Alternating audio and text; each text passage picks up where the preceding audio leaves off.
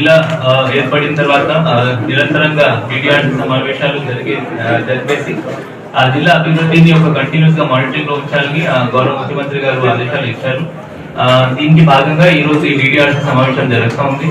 దీనిలోనే ఒక దిశానిర్దేశం ఇస్తే ఆయన ప్రభుత్వం ఏమేమి అంశాల మీద దృష్టి పెడతా ఉంది, ఏమేమి ప్రయారిటీ ప్రోగ్రామ్స్ ఉన్నాయి, కీలకమైన అన్ని అంశాల్లో ఆయన గైడెన్స్ మనకి ఉన్న కనెక్టెడ్ పాయింట్స్ అన్నింటినీ కవర్ చేసుకోవడానికి మనకి ఈజీ ఉంటుంది.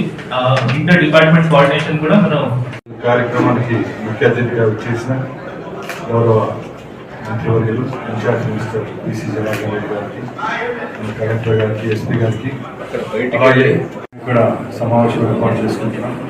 ముఖ్యంగా అన్నమయ్య జిల్లా విషయానికి వస్తే మన జిల్లా ఏర్పడిన తర్వాత ఎన్నో సమస్యలను అధిగమించి ఈరోజు నూతన జిల్లా అయినా కూడా అన్ని రంగాల్లో ముందుకెళ్తున్నాం. కాబట్టి రేపు రాబోయే కాలంలో కూడా అన్ని రంగాల్లో విజయం సాధించాలని మీ అందరి సహాయ సహకారాలతో అలాగే ప్రజాప్రతినిధులు అందరం కలిసి పనిచేస్తామని సభాముఖంగా తెలియజేసుకుంటూ, అలాగే ఇక్కడ ఇచ్చేసిన ప్రజాప్రతినిధులు అలాగే అధికారులకు గౌరవ అభివృద్ధి పదంలో నడిపించే విధంగా చర్యలు తీసుకునేదానికి మంచి అవకాశం కాబట్టి తప్పకుండా ఈ అవకాశాన్ని అందరం సద్వినియోగం చేసుకున్నారని తెలియజేస్తున్నారు.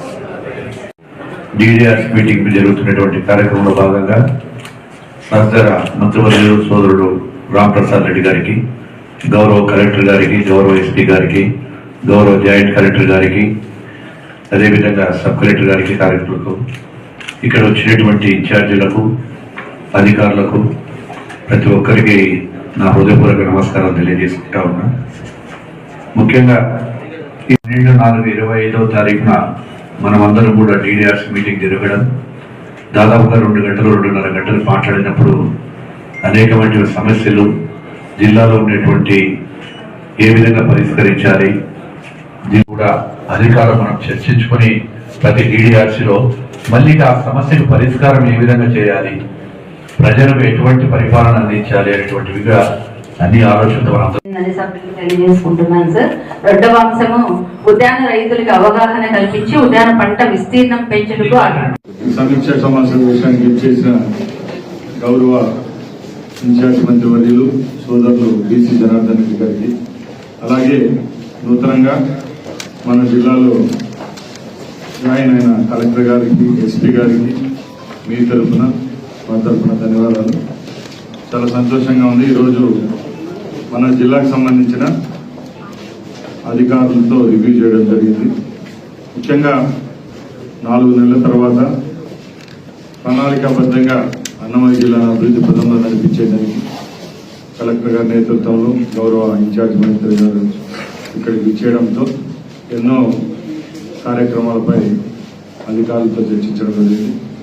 ముఖ్యంగా మన నియోజకవర్గంలో కాకుండా టోటల్ రాష్ట్ర వ్యాప్తంగా మనం ఈ ప్రభుత్వం ఏర్పాటైన తర్వాత, ప్రభుత్వం ఏర్పాటు కాకముందు చెప్పింది ఒకటే, రెవెన్యూ పరంగా ఏవైతే సమస్యలు ఉన్నాయో అవి అధిగమించాలా, రైతులకు నిజమైన ఎవరైతే లబ్ధిదారులు ఉంటారో వాళ్ళకి న్యాయం చేస్తామని చెప్పాం. దానిలో భాగంగానే కూటమి ప్రభుత్వం ఏర్పాటైన తర్వాత రెవెన్యూ సదస్సులను కూడా రాష్ట్ర వ్యాప్తంగా ప్రణాళికాబద్ధంగా ఏర్పాటు చేయడం జరిగింది. రెవెన్యూ సదస్సుల్లో కూడా చాలా మంది రైతులకు అలాగే నిజమైన లబ్ధిదారులకు కూడా న్యాయం జరిగింది.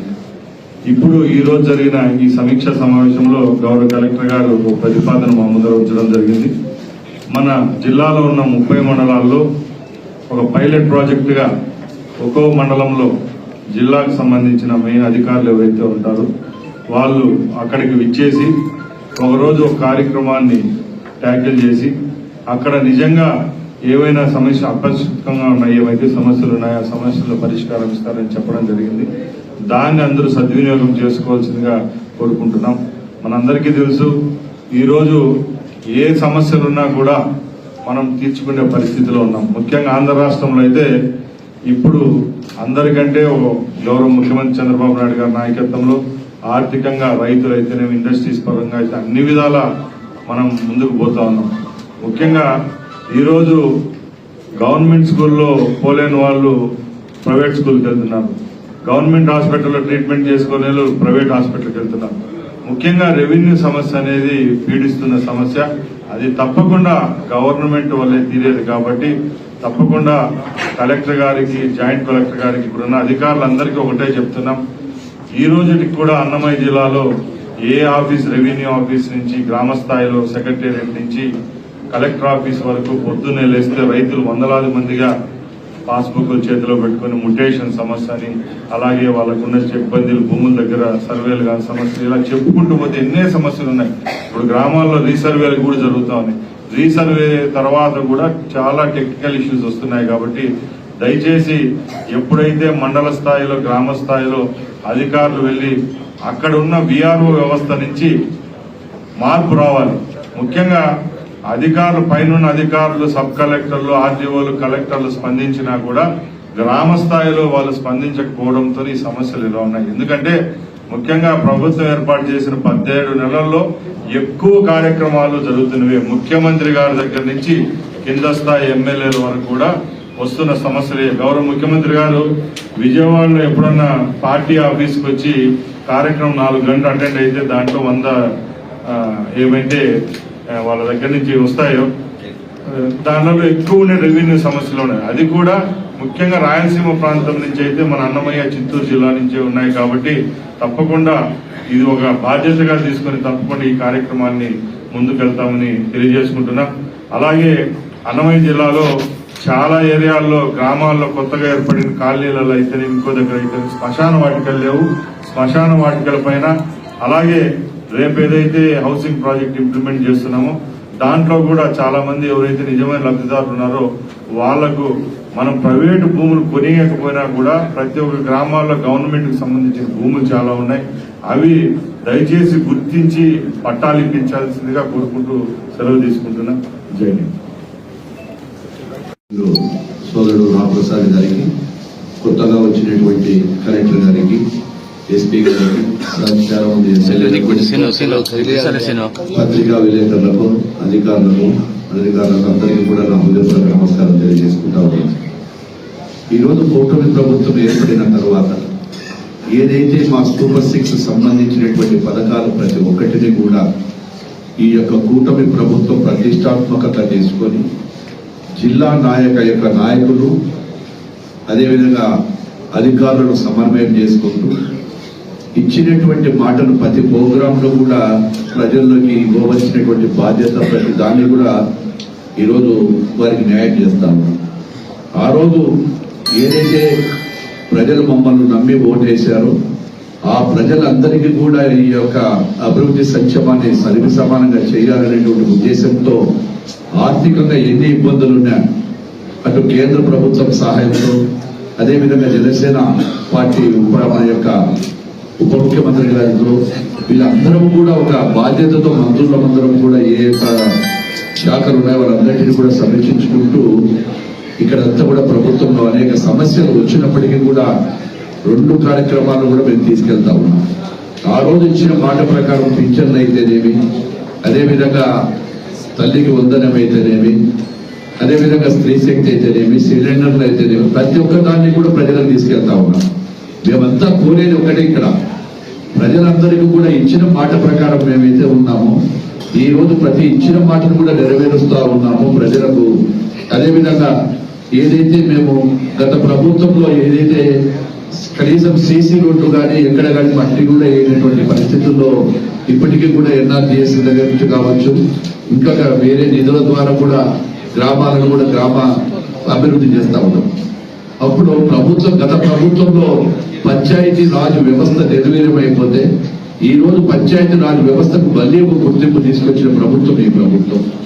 అదేవిధంగా ఏదైతే ఆర్ఎండ్బి శాఖలో గతంలో తల ఎత్తుకుని తిరిగేటువంటి ఆ శాఖ కూడా ఈ రోజు మళ్ళీ ఎన్ని ఇబ్బందులు ఉన్నా కానీ కూడా ఈ రోజు మళ్ళీ అక్కడ కూడా పార్ట్ హోల్స్ కానీ మిగతా విషయాల్లో కానీ చాలా వరకు ఇప్పటికీ కూడా 100 కోట్ల రూపాయలకు పైగా పార్ట్ హోల్స్ కాకుండా ఈ యొక్క ప్రభుత్వంలో మళ్ళీ మేము ఇవ్వడం జరిగింది జిల్లాకు. గతంలో ఉన్నటువంటి ఆఫీసుల అధికారులు, కలెక్టర్ గారు కావచ్చు, ఎస్పీ గారు కావచ్చు, ఎక్కడైనా సమస్యలు వస్తే లా అండ్ ఆర్డర్ కూడా సమర్థవంతంగా ఎదుర్కొన్నారు. సమస్యలను పరిష్కరించడంలో కూడా జాగ్రత్తలు తీసుకున్నారు. ఎందుకంటే ఈ యొక్క జిల్లాలో ఇందాక రెవెన్యూకు సంబంధించిన విషయాలు కొన్ని మీకు తెలియజేయాలి. గత పాలకులు కేవలం వారి కుటుంబాల కోసం అనేకమైనటువంటి సమస్యలు సృష్టించారు. అధికారులు కూడా వారి ఒత్తిడికి లోనై ఆ ఒత్తిడి వలన ఎంతో మంది రికార్డులు కూడా తారుమారు చేయడంలో గ్రామాలలో కూడా రీసర్వేలు కావచ్చు, ఇంకా కావచ్చు, గత పాలకులు చేసినటువంటి పాపాల వలన రెవెన్యూను కూడా మొత్తం తారుమారయ్యింది. రాష్ట్రంలోనే నంబర్ ఎక్కడంటే అన్నమయ్య జిల్లాలో తారుమారైనాయని చెప్పారు. మీరు కూడా గతంలో చూశారు. 100 ఎకరాలు ఒక రాజకీయ నాయకుడి పేట, వారి కుటుంబ సభ్యుల పెట్టనో లేకుండా వాళ్ళ ఫాలోయర్స్ పెట్టనో 100 ఎకరాలు కూడా తారుమారు చేసి చాలా మంది మోసం చేయడం జరిగింది. అదేవిధంగా ప్రభుత్వ స్థలాలను ఆక్రమించుకున్నారు. వీటన్నింటినీ కూడా ఈరోజు సమగ్రంగా నివేదికలు కూడా ఇస్తా ఉన్నారు. మా గౌరవ కలెక్టర్స్ కానీ, ఇంతకుముందు కానీ, ఇప్పుడు ఉన్నవారు కానీ అనేక విషయాలు తీసుకెళ్తా ఉన్నాం. ఈరోజు ఏదైతే వైఎస్ఆర్ పార్టీ నాయకులు చెప్తా ఉన్నారు, ఏదైనా మెడికల్ దాని మీద కానీ, ఈ రోజు ఏదైనా ఒక కష్టం వచ్చింది ఈ రోజు అంటే ప్రభుత్వము మంత్రులందరినీ కూడా మా ముఖ్యమంత్రి గారు రాత్రి పగలు మీరు ఉండండి, మీరు వెళ్ళి మీరు ఫీల్డ్ మీద ఉండాలి, శాసనసభ్యులు ఫీల్డ్ మీద పోవాలని. మన తుఫాన్ వచ్చినప్పుడు కూడా రాత్రి 2 గంటల వరకు అక్కడే ఉన్నారు ముఖ్యమంత్రి గారు. ప్రతి శాసనసభ్యుడికి కూడా మీరు ఫోన్లు చేసి ఫీల్డ్ లో ఎక్కడ ఉన్నారు, ఈ టైంలో మీరు ప్రజల కోసం తిరగాలి, అక్కడ ఉన్న సమస్యలు పరిష్కరించండి, అక్కడ ఉన్నటువంటి అధికారులు ప్రతి కలెక్టర్ కూడా ఆదేశాలు ఇవ్వడం జరిగింది. ఎస్పీలు కూడా ఫీల్డ్ లో ఉన్నారు, కలెక్టర్లు ఫీల్డ్ లో ఉన్నారు. అంటే ఏ సమయంలో ఎప్పుడు వస్తుందో కూడా టెక్నాలజీ ద్వారా తెలుసుకొని ఈ రోజు ముందు హెచ్చరికలు చేయడంతో చాలా చోట్ల కూడా ప్రమాదాలు తగ్గాయి, ప్రాణ నష్టం తగ్గిపోయింది మనకి ఈ రోజు. ఆ ప్రాణ నష్టం తగ్గినప్పుడు ఇది మొట్టమొదటిసారి ఇక్కడ. ఎందుకంటే ఒక టెక్నికల్ గా తెలుసుకున్న తర్వాత ఎవరికైనా అక్కడ అపాయం జరగబోతున్నప్పుడు అక్కడ కూడా ముందుగా మనం అందరూ కూడా పర్యవేక్షించడం, అధికారులు ఎప్పటికప్పుడు ఆదేశాలు ఇవ్వడం జరిగింది. అదేవిధంగా ఏది ఏమైనప్పటికీ అటు ఈ యొక్క ఏదైతే ఉన్నారో శాఖలకు అన్నిటికీ కూడా ఆదేశాలు ఇవ్వడం, రివ్యూలు డిపార్ట్మెంట్ గా రివ్యూలు ఇవ్వడం జరిగింది. ముఖ్యంగా కోరేది ఏంటంటే ఇందాకనే కలెక్టర్ గారు కూడా కొత్తగా తీసుకునేటువంటి మీకు అభినందనలు తెలియజేస్తున్నాం సార్. ఎందుకంటే మీరు ఎప్పుడైతే ఫీల్డ్ మండల లెవెల్కి వెళ్తారో, ఒక మండల లెవెల్కి వెళ్ళిపోయినప్పుడు అక్కడ మీకు కూడా సమస్య తెలుస్తుంది. ఇక్కడికి వచ్చినప్పుడు సమయం ఇవ్వలేము. చాలా మంది కూడా మీకు మండే రోజు వచ్చే గ్రీవెన్సెస్ ఏదైనా ఇస్తే అక్కడ ఉన్న క్యూలు చూసి భయపడి ఒత్తిడి ఎక్కువ అయిపోయినప్పటికీ తొందరగా ఒక అప్లికేషన్ తీసుకుంటాం, పంపిస్తాం. దాన్ని మళ్ళీ మనం కిందకి పంపిస్తే కూడా రెస్పాన్స్ రాదు. మేము కలెక్టర్ ఆఫీసుల చుట్టూ తిరుగుతున్నాం, ప్రభుత్వం చుట్టూ తిరుగుతున్నాం, పని కావడం లేదు అనే విషయంలో ఉన్నారు. ప్రతి క్యాబినెట్ మీటింగ్ లో కానీ మీ కలెక్టర్స్ మీటింగ్ లో కూడా మీరందరూ కూడా చూస్తా ఉన్నారు. రెవెన్యూకు సంబంధించిన దాన్ని ఖచ్చితంగా కూడా ఆఖరికి ప్రతి ఇష్యూలో కూడా మీరు సాల్వ్ చేయాలనేటువంటి ఉద్దేశంతో ఈ ప్రభుత్వం కృతనిశ్చయంతో ఉంది. రెవెన్యూ రికార్డులన్నీ కూడా ఏదైనా ఇష్యూస్ క్లోజ్ చేయాలి, వాళ్ళకి ప్రజలకు ఇబ్బంది లేకుండా. దానిలో భాగంగా కలెక్టర్ గారు కూడా తీసుకున్నారు. ఇప్పుడు మండల లెవెల్కు తీసుకెళ్తాము, మండల లెవెల్ ఏమేమి ఉన్నాయి దానికి సంబంధించిన అధికారులు గారు ఖచ్చితంగా కూడా ఫలితాలు వస్తాయి. మీరు చెప్పినట్టు ఆ మంచి ఫలితాలు రావాలి. ప్రజలు కూడా కొంతమంది ఏమవుతుందంటే కుటుంబ సమస్యలను కూడా ప్రభుత్వానికి చెప్పి ప్రభుత్వం మీద తీసుకురావడం కరెక్ట్ కాదు. నిజంగానే ప్రభుత్వం చేయదలుచుకుంటేది రెవెన్యూకు సంబంధించిన ఏమైనా వాటి మీద కూడా ఖచ్చితంగా చేయదలుచుకుంటే మా అధికారులు చేస్తారు. ఏది ఏమైనా ఈ యొక్క జిల్లాను, అన్నమయ్య జిల్లాను ఖచ్చితంగా కూడా ప్రజలు ఆశించిన రీతిలో ముందుకు తీసుకెళ్తాము. గౌరవ ముఖ్యమంత్రి గారికి కూడా ఏవైనా అవసరమైనప్పుడు వారి సలహాలు, సూచనలకు ఇందాక కొన్ని మినిట్స్ లో కూడా రాశాము. అన్నింటినీ కూడా ప్రభుత్వానికి తెలియజేసి సమస్యలు పరిష్కరిస్తామని చెప్పి తెలియజేస్తూ మీకు అందరికీ మరొకసారి హృదయపూర్వక నమస్కారం తెలియజేస్తూ సెలవు తీసుకుంటున్నాను. జై హింద్. మీరే అంటున్నారు కదా మాట, ఎక్కడ కూడా ప్రభుత్వం అన్నమయ్య జిల్లాను తీసేస్తున్నాం అనేటువంటివి ఎక్కడ చెప్పలేదు. చాలా మంది ఆందోళన ఏదైనా చెందొచ్చు. ఎక్కడ ప్రభుత్వానికి ఎవరో ఊహాగానాలు చేసుకునే దానికి ఎవరో కూడా బాధ్యత కాదు. మీకు సరైనటువంటి సమాచారం ఎవరు లేకుంటే ఈ యొక్క ఊహాగానాలను సోషల్ మీడియాలో లేనివని కూడా చెప్తా ఉన్నారు. అటువంటి ఆలోచన మాకు తెలిసినంత వరకు ఇప్పటి వరకైతే అది ఎలాంటిది లేదు. అన్నమయ్య జిల్లాను షిఫ్ట్ చేయాలని కానీ అది కానీ ఇంతవరకు మా ప్రభుత్వం దగ్గర ఎలాంటి ఆలోచనలు లేవు. నేను కూడా ఒక కమిటీలో సభ్యుడిని. ఇప్పటి వరకైతే ఆలోచనలు లేవని నేను తెలియజేస్తాను. ఎన్ఆర్జీఎస్పీ కానీ, సిసి రోడ్ కానీ వాటికి కూడా 700 చిల్లర కోట్ల రూపాయలు ఈ రోజు రిలీజ్ చేయడం జరిగింది. త్వరలోనే అయిపోతాయి. గోపురాలకు కూడా త్వరలోనే పడతాయి.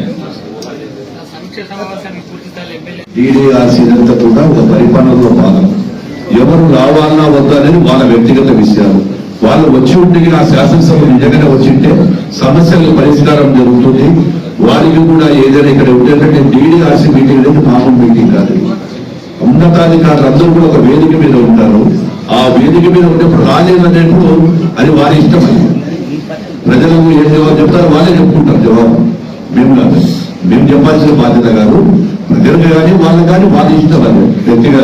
మేమైతే అందరికీ మా యొక్క కలెక్టరేట్ నుంచి అందరికీ ఇన్విటేషన్స్ వెళ్ళాయి. బాధ్యతలు ఉంటే ప్రజలు బాధ్యతలు చూస్తారు, బాధ్యతలు కాకుండా ప్రజలు పని చేస్తారు.